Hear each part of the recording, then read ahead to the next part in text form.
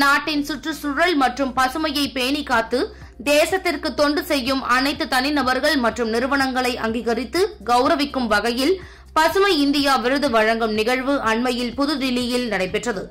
இந்நிகழ்வில் பல்வேறு உயரதிகாரிகள், கௌரவ விருந்தினர்கள், சமூக ஆர்வலர்கள், தன்னார்வ தொண்டர்கள், கார்ப்பரேட் நிறுவனங்கள் மற்றும் தொண்டு அமைப்புகளை சேர்ந்தவர்கள் அவரவர் முயற்சிகளுக்காக கௌரவிக்கப்பட்டனர்.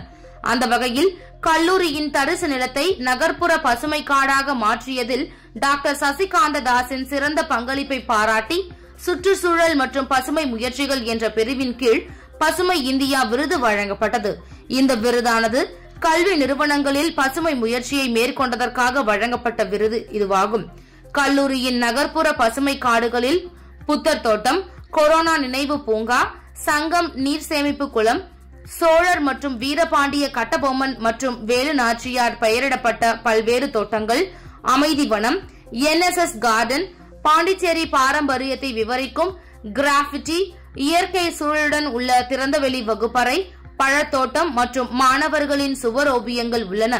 கல்லூரி இப்போது சுற்றுச்சூழலுக்கு உகந்த சூழலை கொண்டுள்ளது மற்றும் மாணவர்கள் திறந்தவெளி வகுப்பறைகளில் கற்கும் வாய்ப்பு உள்ளது.